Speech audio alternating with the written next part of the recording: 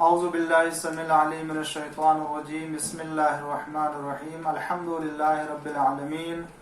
وصلی اللہ علی محمد وآلہ الطاہرین واللعن الدائم علی اعدائہم اجمعین۔ ناظرین اکرام، سلام علیکم ورحمۃ اللہ وبرکاتہ۔ آپ کی خدمت میں ماہ ذی الحجہ کی تمام مناسبتیں، خاص طور سے عید غدیر، عید مباہلہ اور دیگر تمام آیات قرآنی کے جو شان اہل بیت علیہ السلام میں نازل ہوئی ہیں، ان سب کی مناسبتوں کے موقع پر ہم آپ کی خدمت میں مبارکباد پیش کرتے ہیں۔ اللہ تعالی ہم سب کو اہل بیت کی محبت اور ولایت کو برقائم فرمائے۔ ناظرین اکرام، آپ کی خدمت میں جو ایک اہم موضوع سے متعلق آپ کی خدمت میں کچھ باتیں عرض کرنا چاہتا ہوں، وہ ہے کلام معصومین علیہم السلام میں غدیر کا پیغام غدیر کلام معصومین علیہم السلام۔ جہاں تو خداوند عالم کی ذات اقدس کا تعلق ہے، اللہ نے قرآن کریم میں سورہ مائدہ میں آیہ ابلاغ اور آیہ اکمال کو نازل کر کے خود غدیر کا اہتمام فرمایا، اور حضور اکرم نے مجمع کو روک کے خطبہ غدیر بیان کر کے حدیث غدیر کا اعلان کیا اور آپ کی مولائیت کا اعلان فرمایا کہ الا من کنت مولا فہذا علی المولا۔ اس کے علاوہ جناب زہرا سلام اللہ علیہا نے بھی حدیث غدیر سے استدلال فرمایا کہ جب آپ خود میدان احد میں جناب حمزہ سلام اللہ علیہ کے مزار اقدس پر آپ زیارت کرنے کے لیے گئی ہوئی تھی، تشریف لے گئی تھی، اور جب آپ زیارت کر کے فارغ ہوئیں، گریہ کر رہی تھی، اور جب آپ فارغ ہوئیں تو چاہنے والے نے بڑھ کر کے پوچھا کہ کیا آپ کے پاس کوئی ایسی دلیل یا کوئی ایسی حدیث ہے کہ جو امامت امیر المومنین اور خلافت امیر المومنین صلی اللہ علیہ وسلم پر دلالت کرے؟ تو جناب زہرا سلام اللہ علیہ نے ایسے موقع پر فرمایا کہ وَعَجَبَا أَنَسِيتُمْ يَوْمَ غَدِيرِ خُمْ، کیا تم نے غدیر خم کو فراموش کر دیا؟ اشہد اللہ تعالی، میں اللہ تعالیٰ کو گواہ قرار دے کر کے کہتے لقد سمعتہ یقول، میں نے سنا رسول اللہ صلی اللہ علیہ وسلم سے فرمایا کہ علی خیر من اخلفہ فیکم وہو الامام والخلیفہ بعدی، میں جس کو تمہارے درمیان چھوڑ کر کے جا رہا ہوں وہ سب سے بہتر ہے، میرے بعد وہ امام ہے، وہ خلیفہ ہیں، وہ سبطائے و تسعۃ من صلب الحسین ائمۃ ابرار، اور 2 بیٹے حسن و حسین اور امام حسین کی صلب سے بقیہ 9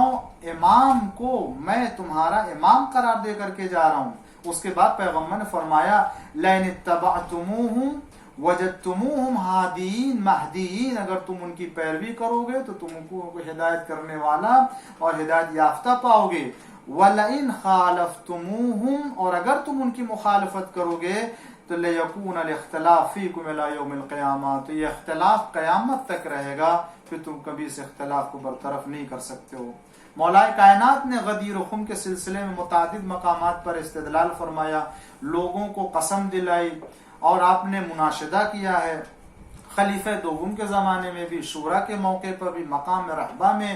آپ نے متعدد مقامات پر لوگوں سے غدیر خم کی حدیث، جو حدیث غدیر ہے، پیغمبر اسلام صلی اللہ علیہ وآلہ وسلم کے پیغام غدیر اور اعلان ولایت کی طرف لوگوں کو توجہ دلائی ہے، کیونکہ سب نے جو ہے وہ اقرار کیا کہ ہاں میں نے یہ سنا، اور اسی موقع پر جن لوگوں نے گواہی کو چھپائی، مولا نے ان کے خلاف جو ہے وہ دعا کی، بد دعا کی،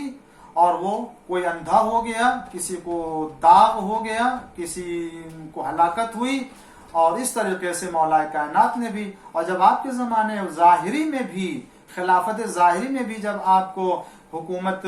ظاہری ملی ہے، تو آپ نے اس جمعے کو، جس جمعے کو خود غدیر خم اور 18 ذی الحجہ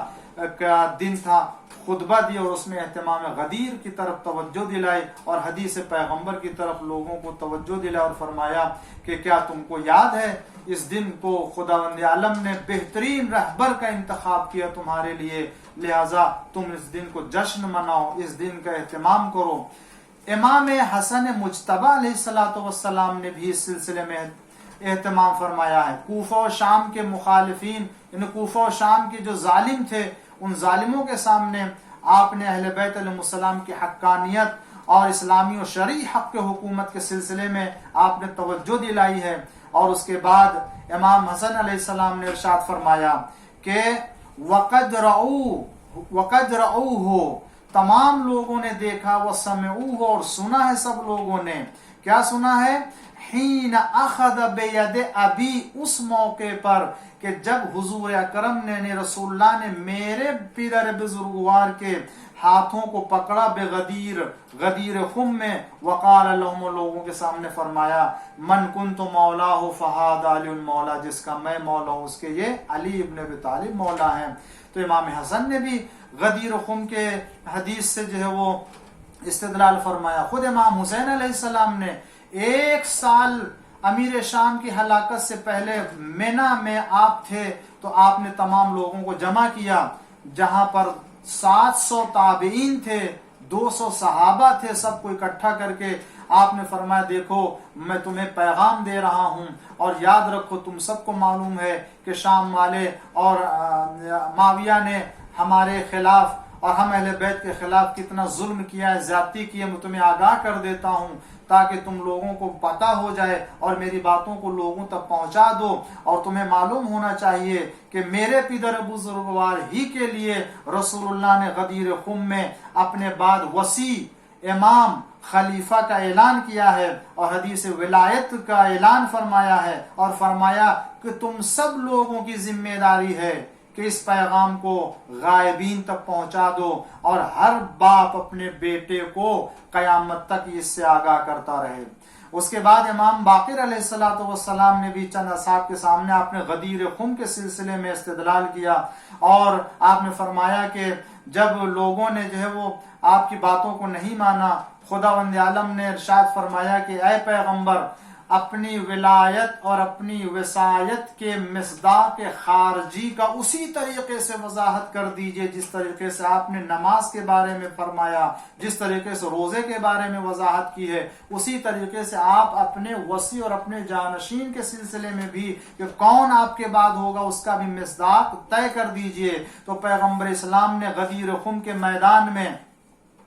لوگوں کو جمع کیا، اور جمع کرنے کے بعد حاجیوں کے سامنے فرمایا، اپنے بعد امیر المومنین السلام کو ولی بنایا، سرپرست بنایا، فرمایا کہ میں اعلان کرتا ہوں کہ الا من کنت مولا فہذا علی مولا، اور اس پیغام کو لوگوں تک پہنچا دو۔ تو امام باقر علیہ السلام نے حدیث غدیر سے لوگوں کے سامنے استدلال کیا اور اپنی حقانیت اور امیر المومنین السلام کی امامت سے لوگوں کو آگاہ فرمایا۔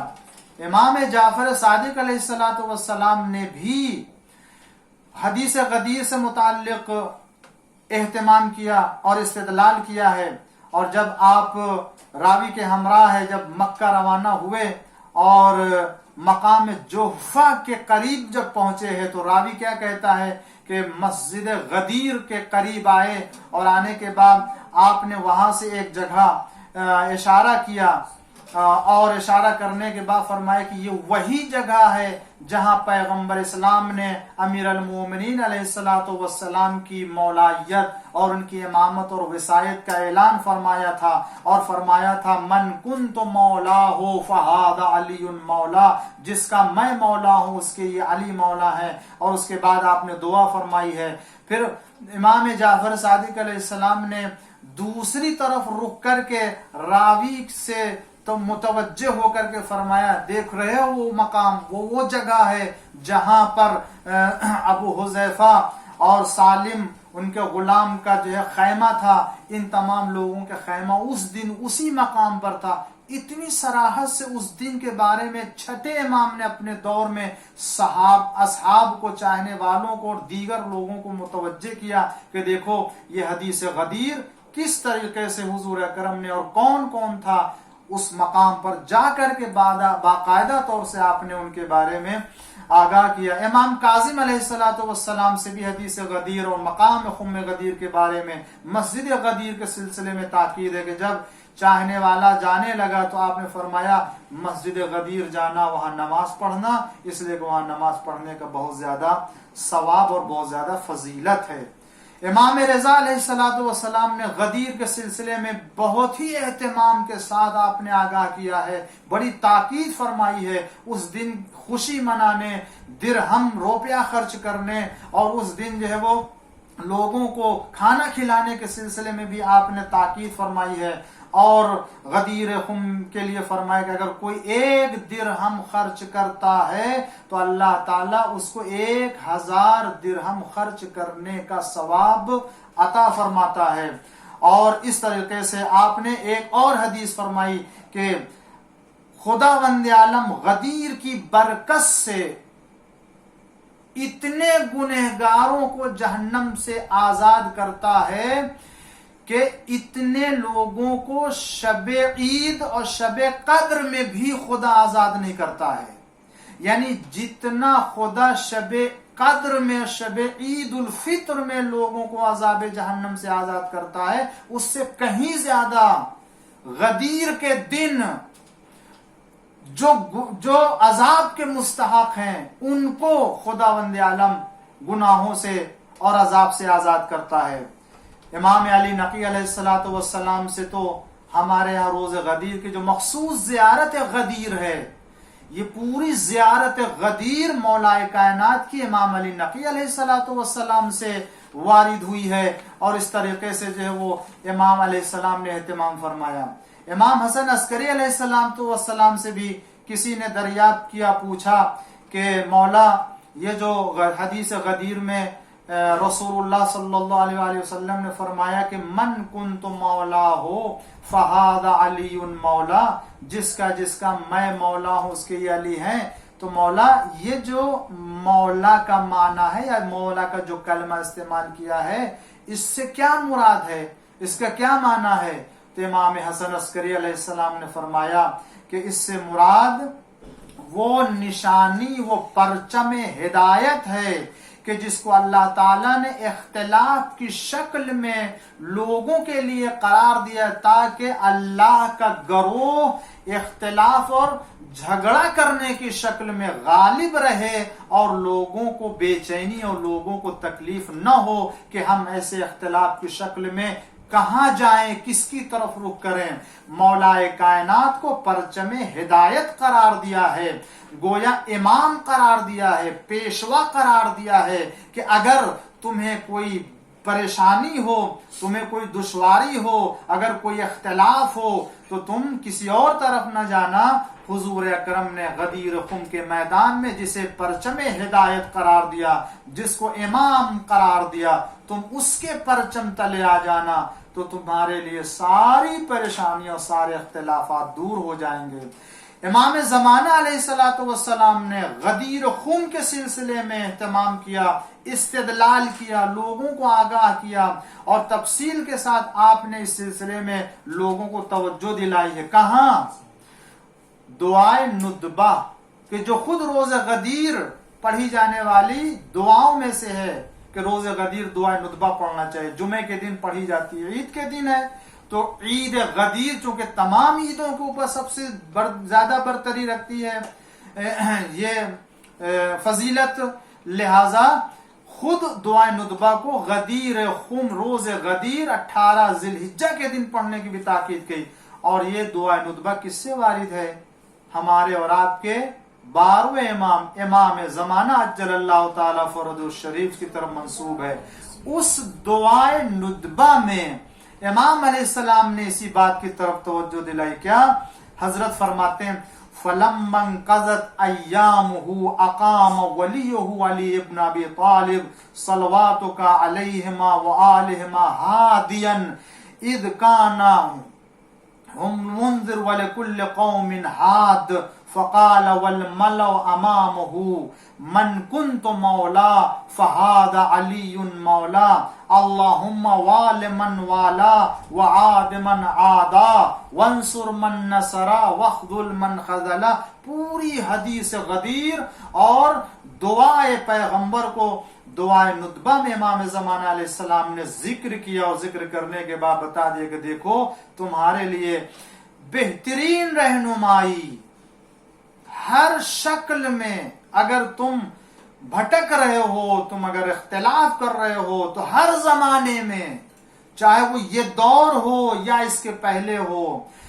جو پیغام خدا کی طرف سے غدیر خم میں پیغمبر کے ذریعے سے مولائے کائنات کے بارے میں پہنچایا گیا، وہ پیغام امیر المومنین علیہ السلام نے خود، امام حسن نے، امام حسین نے، محمد باقر علیہ السلام نے، امام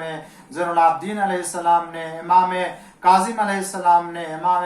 جعفر صادق علیہ السلام نے، امام موسیٰ کاظم علیہ السلام نے، امام علی رضا علیہ السلام نے، امام علی نقی علیہ السلام نے، امام حسن عسکری علیہ السلام نے، خود امام زمانہ علیہ السلام نے. گویا ہم کو ایسا پاک و پاکیزہ سلسلہ ملا ہے حدیث غدیر کے نقل ہونے کا کہ اس وقت یعنی غدیر خم کے دن سے لے کر کے آج اس دور میں 1441 ہجری کے زمانے میں بھی امام زمانہ علیہ السلام حدیث غدیر کو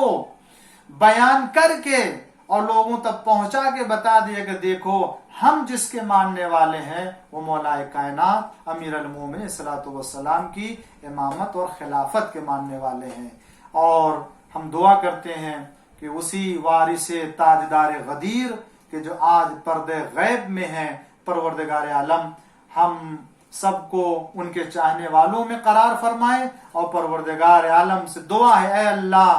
تو امام زمانہ علیہ السلام کہ جو غدیر کے اور امام